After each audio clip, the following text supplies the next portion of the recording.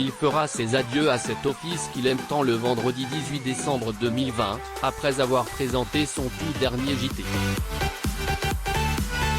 Il est évident que ce dernier passage devant les caméras va être plein d'émotions pour lui, mais il pense à changer de voix depuis maintenant de longues années.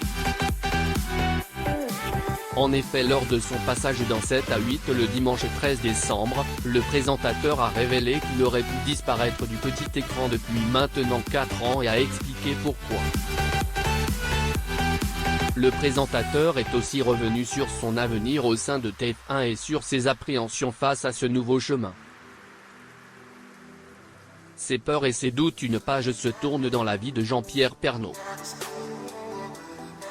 Ce grand ponte de 70 ans qui est devenu un membre incontournable de la télévision dira adieu au fauteuil dans lequel on l'a vu à d'innombrables reprises.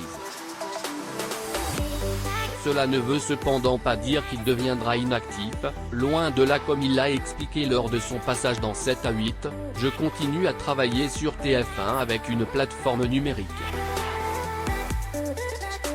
On retrouvera tous les beaux projets des régions.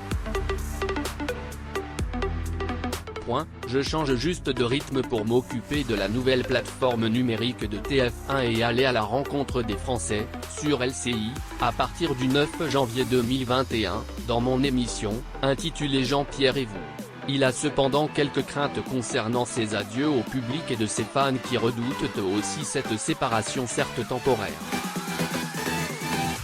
En effet, le présentateur qui se décrit comme étant un homme très émotif a peur de ne pas pouvoir s'empêcher de craquer devant les caméras en pensant à cet adieu difficile.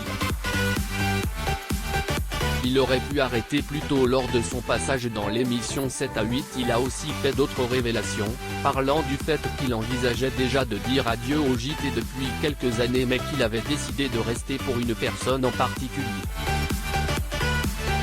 En effet, celui qui aimait énormément sa mère avait tenu à lui faire plaisir car elle était sa plus grande fan et il se sentait donc un peu obligé de continuer en partie pour elle.